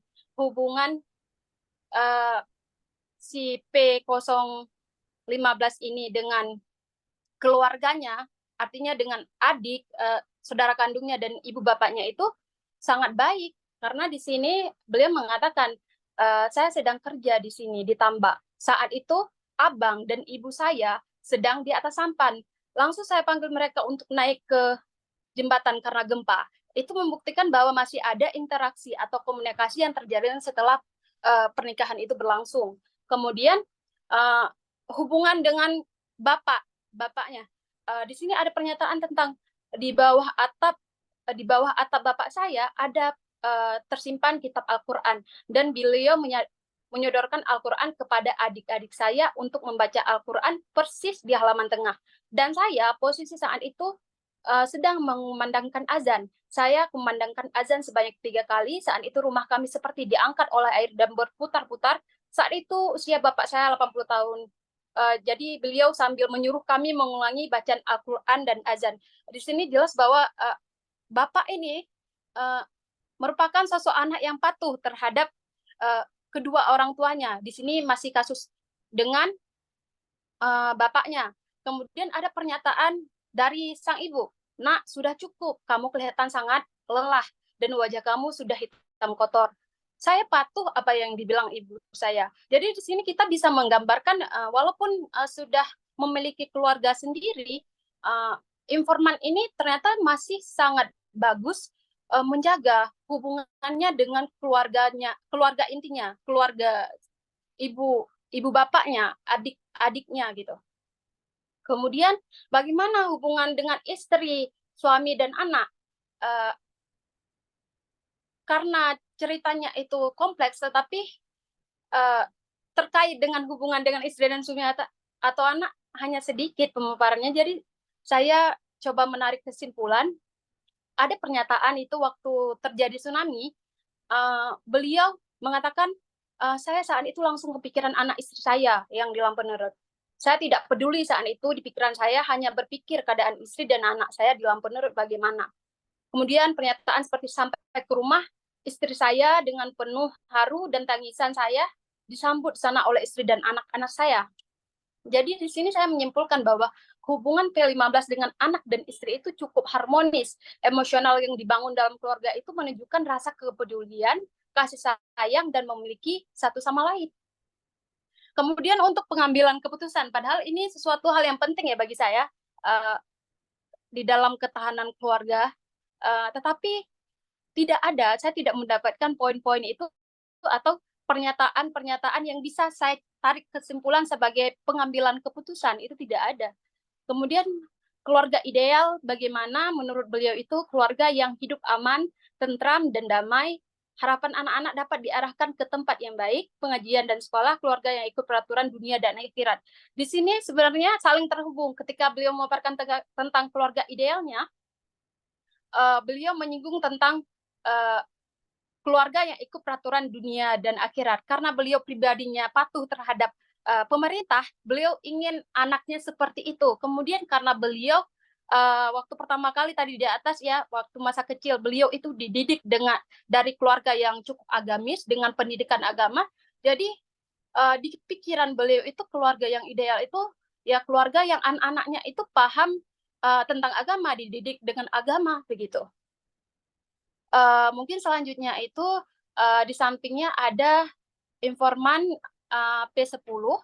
Ini seorang ibu-ibu, kalau tadi bapak, ibu-ibu ini untuk pengalaman masa kecilnya tidak ada penuturan tentang pengalaman saya waktu kecil seperti ini atau saya tinggal dengan keluarga seperti ini, sehingga ini informasi yang hilang. Mungkin untuk mendapatkan informasi ini kami perlu melakukan wawancara lanjutan untuk mendapatkan tambahan jika itu diperlukan. Kemudian untuk pengalaman masa konflik RI GAM, ini P10 ini sudah dipaparkan tadi kalau nggak salah oleh Kadian, yang memaparkan tentang pada saat konflik beliau mengalami yang namanya akses pembatasan jalan ya. Tapi saya di sini mengambil tentang walaupun beliau tinggal di daerah yang cukup aman, beliau berada di kawasan di sekeliling komplek Brimob di Jelingke, tetapi tidak menutup kemungkinan itu ternyata di saat bersamaan tidak aman. Artinya sering terjadi gencatan senjata. Jadi kita dapat mengetahui bahwa ternyata di daerah Jelingke pada saat itu gencatan senjata antara GAM dan RI itu, GAM dan TNI itu sangat sering terjadi karena itu dihimbau setiap malam oleh lurahnya bagaimana nggak boleh keluar malam, kemudian mereka masih memilih tidur di lantai, akses ke tetangga juga dibatasin, tetapi pengalaman masa konflik ini tidak terlalu menjadi suatu pengalaman yang traumatis atau sangat berkesan bagi si ibu, karena ada penuturan tentang anak-anak masih bisa sekolah dengan sangat baik, si ibu masih bisa mengantarkan anak-anaknya sekolah dengan baik, sehingga saya menarik kesimpulan ini bukan situasi yang sangat genting bagi si ibu ini, walaupun pada saat itu situasinya itu genting. Kemudian pengalaman pada masa tsunami. Saya menyimpulkan si ibu ini mengalami traumatis yang cukup berat pada masa tsunami. Kenapa? Karena pada saat tsunami beliau adalah satu korban yang terdampak. Walaupun tidak kehilangan keluarga inti ya, keluarga inti di sini anak dan suami, tetapi beliau kehilangan kedua orang tuanya, walaupun tidak di tempat yang bersamaan. Kemudian yang membuat traumatis itu nampak dari penuturan beliau seperti ketika mendengar gempa ada perasaan cemas atau was-was, jantung berdebar-debar, dan itu masih dirasakan sampai sekarang walaupun itu sudah berkurang. Dan apa yang bisa disimpulkan dari sini? Ternyata beliau survive dari pengalaman traumatis itu, salah satunya yaitu dari dukungan keluarga, yaitu adik dan kakaknya kalau tidak salah, selain dari keluarga intinya itu memberikan dukungan bagaimana cara maksudnya menangani trauma ketika terjadi gempa, itu peran keluarga itu sangat mendukung di sini. Kemudian pengalaman pada masa COVID, beliau ini jadi bekerja di dinas kesehatan, jadi beliau sangat patuh terhadap prokes dan percaya dengan COVID. Di sini saya menyimpulkan bahwa beliau itu yang membuat khawatir dan sedikit was-was pada saat itu suaminya dikatakan mengalami terkena COVID. Tetapi setelah dirawat dan keluar hasil tes ternyata negatif, dan itu membuat beliau tenang. Tetapi tidak membuat beliau tidak mengikuti prokes, beliau tetap taat prokes hingga selesai. Kemudian bagaimana hubungan dengan keluarga sebelum menikah itu tidak digambarkan atau tidak dijelaskan, sehingga itu informasi yang missing ya, hilang. Kemudian hubungan dengan keluarga setelah menikah. Jadi di sini saya menyimpulkan hubungannya itu sangat baik. Kenapa? Selain peristiwa yang beliau didukung oleh keluarganya tadi karena pengalaman traumatisnya, adik dari beliau juga tinggal di rumah beliau gitu. Sehingga hubungannya itu masih terjaga sampai sekarang. Kemudian yang terakhir apa di bawah sebelum untuk pengambilan keputusan. Ya, jadi di sini hubungan dengan keluarga dulu ya. Hubungan dengan keluarga dengan suami dan anak itu sangat baik. Beliau itu salah satu orang yang sangat dekat dengan anak-anaknya. Dan bisa kita bilang anak-anaknya itu hubungan emosionalnya itu lebih dekat dengan beliau dibandingkan dengan suami. Karena sampai sekarang pun salah satu anak beliau yang sudah menikah itu masih bercerita atau curhat terkait kehidupannya itu sama ibu ini gitu. Kemudian komunikasi dengan suami juga sangat intens, walaupun suami beliau ini salah satu orang yang jarang berada di tempat. Beliau sering dinas luar dan beberapa tahun bahkan tidak ada di Aceh. Beliau bekerja di PLN gitu. Tetapi hubungannya itu masih terjaga harmonis. Jadi kami nanya, kenapa? Apa rahasianya? Terus jawabannya itu komunikasi yang selalu dijaga, walaupun ada satu kejadian unik di mana suaminya ditugaskan di Arab Saudi waktu itu dan untuk menelpon kalau nggak salah itu membutuhkan biaya sekitar 4 juta untuk sekali telepon. Tetapi itu dilakukan setiap hari. Setiap hari dilakukan oleh si ibu ini ya. Kemudian untuk pengambilan keputusan, tidak ada penuturan tentang pengambilan keputusan di dalam itu. Tetapi saya menarik kesimpulan karena anak-anak sering berkomunikasi dengan ibunya, jadi sebagian besar mungkin hal-hal yang berurusan dengan anak itu pengambilan keputusannya dilakukan oleh si ibu. Kemudian yang terakhir, bagaimana konsep keluarga ideal bagi si ibu ini. Harapan ibu itu tidak muluk-muluk, apa ya, keluarga ideal. Dia ingin anaknya bahagia dunia akhirat. Dia juga ingin mempunyai keturunan yang soleh dan soleh. Begitu. Mungkin demikian dari saya, nanti kita bisa diskusi lanjutan di setelah ini. Karena mungkin dari Enung sudah banyak ya pertanyaan yang ditulis, yang ingin ditanyakan kepada masing-masing anggota TBO, atau kemudian yang ingin ditanyakan kepada provinsi. Mungkin untuk sesi diskusi kita buka. Sebelumnya, terima kasih untuk waktunya. Atas pemaparan saya mohon maaf kalau ada yang salah kata. Assalamualaikum warahmatullahi wabarakatuh. Selanjutnya mungkin kita langsung ke sesi diskusi. Untuk pertama mungkin kita buka 4 pertanyaan. Saya kira mungkin minta ini komentar dulu dari dosen-dosen. Oh, boleh. Iya, daripada mentor gitu kan. Iya, Iya. minta apa namanya? Komentarnya ya dari Bu Iya. Okta, Bu Oki, Bu Aya. Lebih bagus itu. Iya. Iya. Saranannya juga, iya. Gimana? Mungkin sebelum kita ke sesi diskusi ya, Bu ya. Sebelumnya mungkin kita ingin mendengar tanggapan dari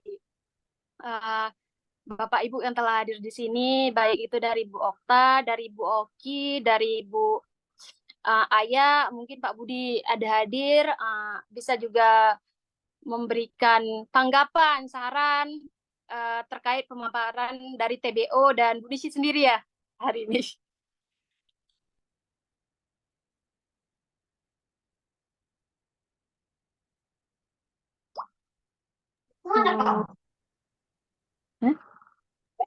Oke, boleh. Ya, Dari Bu Oki dulu, silakan Bu Oki. Iya. Terima kasih. Hari ini tuh betul-betul kami merasa banyak ilmu yang kami peroleh di 2 jam kurang lebih ini ya Bu ya. Andaikan workshop ini sebelum anak-anak transkrip mungkin kami hasil transkrip dari Enum yang ada di Ambon itu sudah bisa ngikutin format dari teman-teman TBO. Jadi saya secara pribadi terima kasih, ini kesempatan yang sangat baik, artinya tim kami juga bisa menyesuaikan dengan data transkrip yang sudah ada, kemudian mungkin nanti minta arahan Bu, apakah ini kan temanya Ibu risetnya Ibu Okta, Ibu Nisi dan teman-teman di Banda Aceh ya. Nah, untuk kami yang di Ambon itu walaupun tidak ada format baku, tetapi kami berusaha untuk menyesuaikan kira-kira nanti hasil transkrip yang sudah kami siapkan itu, kemudian kami mengikuti proses yang sudah dibuat oleh teman-teman TBO ini. Itu baiknya kami ngambil, kalau saya lihat tadi itu dari pemaparan dari Bang Arifin itu cukup sistematis ya, matriksnya cukup bagus, tetapi nanti dikompilasi dengan dari Mbak Dian, kemudian Zed sama Mbak Yanur ya. Itu jadi 4 format yang menurut kami itu bisa sampai ke kesimpulan dan bisa kami sudah ada 13, insya Allah 13 transkrip yang sudah kami selesaikan, dan kalaupun ini nanti mungkin melanjutkan ke tahapan yang seperti yang sudah disajikan di siang sampai sore ini. Jadi kami bisa mudah-mudahan kami juga bisa mengerti, dan dalam proses transkrip itu memang adik-adik Enum itu juga memang menyadari ada missing apa namanya, beberapa bagian ada yang missing, dan kami juga mungkin tekniknya apa kami harus kembali untuk konsultasi atau apa interview kembali dengan apa tokoh yang memang ada beberapa missing, itu juga nanti kami mohon diarahkan supaya hasil kami ini mudah-mudahan tidak beda jauh dengan hasil yang ada di Banda Aceh, Bu. Itu mungkin sementara dari saya, Bu. Mudah-mudahan apa arahan atau respon dari teman-teman dari Bu Okta, Bu Nisi, dan teman-teman TBO bisa memperkaya hasil kami juga di Ambon, Bu. Ya, terima kasih, Bu. Baik, terima kasih banyak Bu Oki. Ini luar biasa ini teman-teman TBO nih. Nanti Kak Okta kayaknya harus banyak belajar dari TBO ya. Jadi ini kan memang yang disajikan tadi adalah penelitian yang dilakukan terkait dengan ketahanan keluarga ya. Jadi kemarin juga sempat melakukan hal yang sama ya, terutama untuk apa namanya tadi ya proses reduksi, terus proses coding dan lain-lain itu coba juga karena kemarin dituntut untuk mengirimkan laporan kemajuan ya, jadi perlu menuliskan sesuatu dan akhirnya memberikan data yang apa namanya di workshop yang di Banda Aceh saja gitu, karena itu yang sudah lengkap ya. Ini juga mungkin nanti terkaitnya dengan pertanyaan Bu Oki, agar memang kan ini penelitian, sebenarnya kan penelitian kualitatif itu biasanya dia memang si peneliti itu sendiri turun gitu ya, kemudian dan maksudnya itu membutuhkan waktu yang cukup lama juga. Nah, tapi karena mengingat penelitian kita ini sangat ini oleh waktu gitu ya, sehingga makanya kenapa kita mencoba melibatkan adik-adik numerator juga dalam pengumpulan datanya, karena ini juga sekaligus dengan capacity building gitu ya. Nah, tapi tentunya kan untuk tadi misalnya bisa seperti Yanur, bisa seperti Dian, Z, dan Arifin ya, bisa menemukan pola, menemukan tema, menemukan konsep-konsep. Nah, tentunya kan kalau ini kita bebankan ke adik-adik numerator sepertinya sayang juga gitu ya. Mereka juga masih ada tugas kuliah dan lain-lain. Jadi saya pikir nanti mungkin kita akan ada tim sendiri untuk proses analisa datanya Bu Oki. Jadi Bu Oki jangan khawatir. Nanti kita akan bentuk timnya untuk proses, ya tentunya ada TBO di dalamnya. Nanti bagaimana untuk memproses codingnya dan lain-lain. Nah, ini sebenarnya yang kita harapkan dari adik-adik enumerator, terutama yang di Banda Aceh dan Ambon ini adalah penyelesaian proses transkrip gitu ya. Jadi itu dulu sebenarnya yang kami butuhkan, karena itu dulu yang perlu difinalkan karena tadi seperti Bu Oki sampaikan ternyata ada apa informasi yang missing gitu mungkin karena suara yang kurang jelas dan lain-lain.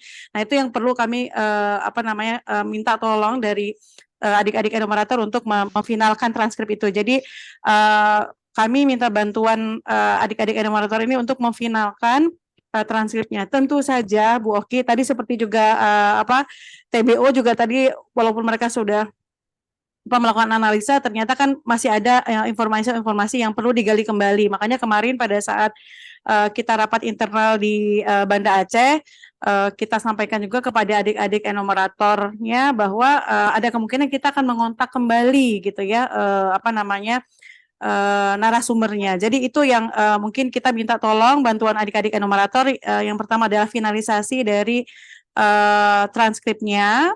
Kemudian yang kedua adalah jika ada informasi yang perlu digali kembali gitu ya atau diklarifikasi, maka kita juga minta bantuan enumerator untuk menghubungi kembali narasumbernya. Jadi sampai ke tahap situ saja. Tapi untuk analisa kualitatifnya nanti akan di apa kita bentuk tim khusus Bu Oki ya. Jadi jangan khawatir. Tadi juga apa namanya?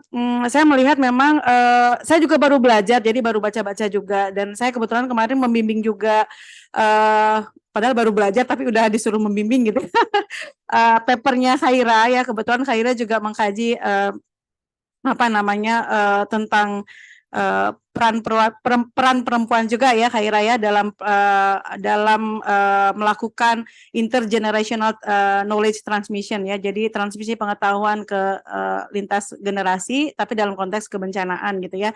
Dan kemarin saya minta Khaira dan teman-teman ini coba melakukan analisa datanya gitu kan, mulai dari reduksi data, kemudian mencoba tadi sama juga sebenarnya prosesnya ada istilahnya apa open code ya, open code dan nanti juga ada namanya istilahnya parental code gitu. Tadi mungkin belum sampai ke situ karena memang tadi baru apa namanya memberikan contoh-contoh saja gitu ya.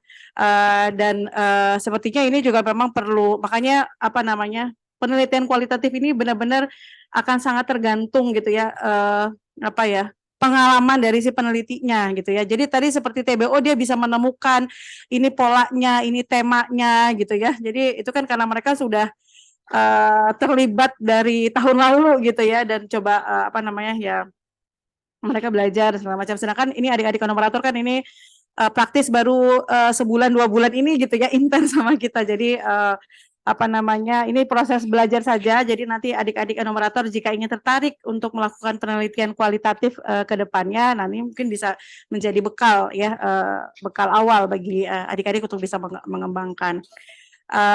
Kemudian juga ya saya pikir sebenarnya tadi kan apa prosesnya juga masih panjang ya penelitian kualitatif ini dan tadi seperti disampaikan oleh Bu Nishi bahwa sebenarnya sangat baik sekali ketika kita melakukan apa analisis apa penelitian kualitatif di awal gitu ya untuk bisa mengembangkan penelitian-penelitian selanjutnya gitu ya dan saya yakin juga nih apalagi dari apa namanya penelitian yang kita lakukan ini meskipun dengan tempo yang sangat singkat dan mudah-mudahan ini dilanjutkan ke tahun kedua dan maupun tahun ketiga kita bisa lebih mengembangkannya misalnya nanti apa pengembangan kuesionernya gitu ya dengan pendekatan yang kuantitatif atau beberapa metode lainnya yang bisa kita kembangkan untuk melakukan pengkajian terkait dengan peran perempuan dalam 3 fase krisis ini. Mungkin itu saja, ini luar biasa. Kita berikan aplaus dong buat TBO dan tentunya Bu Nishi yang sudah menjadikan TBO ini jadi luar biasa, ini keren. Oke, saya kembalikan kepada Yanur. Terima kasih Bu Okta dan Bu Oki atas masukannya. Mungkin sekarang kita bisa langsung ke adik-adik Tenum ya.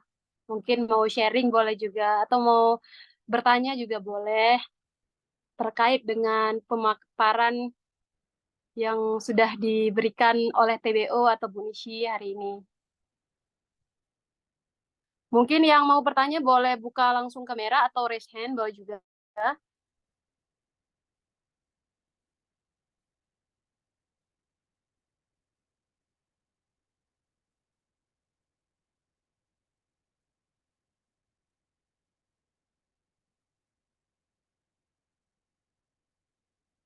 Ini pada diam ya.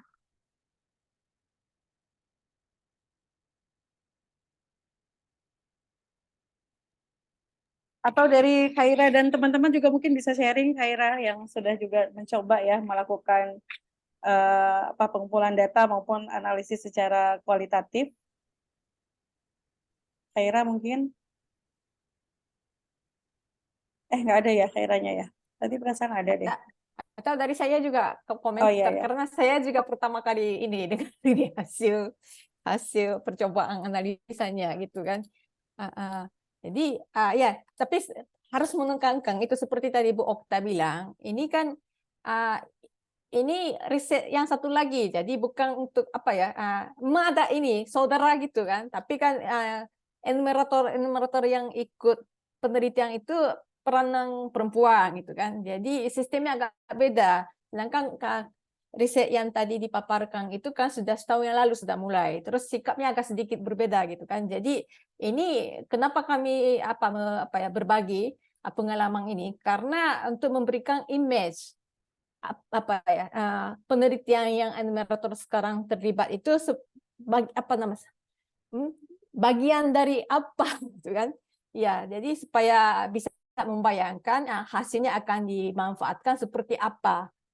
Itu yang saya tujuannya, jadi tidak mesti ikut persis dengan pola-pola yang tadi dipaparkan, tidak gitu. Apalagi kalau yang ini narasumber yang sedang diwawancarai itu kan tokoh-tokoh masyarakat kan, sedangkan wawancara yang dibuat TBO selama ini itu tidak ini bukan tokoh-tokoh masyarakat, tapi memang masyarakat masing-masing. Jadi sikapnya sedikit berbeda. Jadi itu yang harus diingatkan juga itu. Terus saya membebaskan ini TBO berdasarkan berdasarkan masing-masing gitu Jadi fokusnya, topiknya, agendanya boleh dipilih apa saja gitu. Jadi tadi ada 4 format gitu kan. Jadi sikapnya berbeda sedikit, walaupun mirip tapi tidak jadi bisa dikatakan itu akan menghasilkan 4 tesis gitu. Jadi itu mohon dipahami juga gitu. Jadi terus untuk TBO saya kira atau ini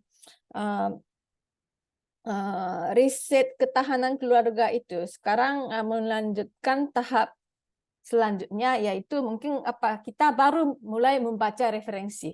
Jadi seperti tadi saya contohkan buku Siapno atau buku Bu Eka atau yang lain-lain itu. Bagaimana selama ini tentang keluarga Aceh? Bagaimana selama ini keluarga Aceh itu dipaparkan, dipandang oleh peneliti-peneliti yang di luar atau maupun di dalam. Jadi ini acuannya memang saya tidak kasih, tetapi gimana ya, menulis suatu tesis akademis itu berkomunikasi dengan tesis yang sebelumnya. Jadi untuk menentukan acuannya atau framework itu perlu kita mengkaji lagi referensi. Yang referensi itu bagaimana dicari? Itu salah satunya memang cari Google skala, itu bisa dengan kata kunci. Tapi jangan itu saja. Ada beberapa buku yang kita harus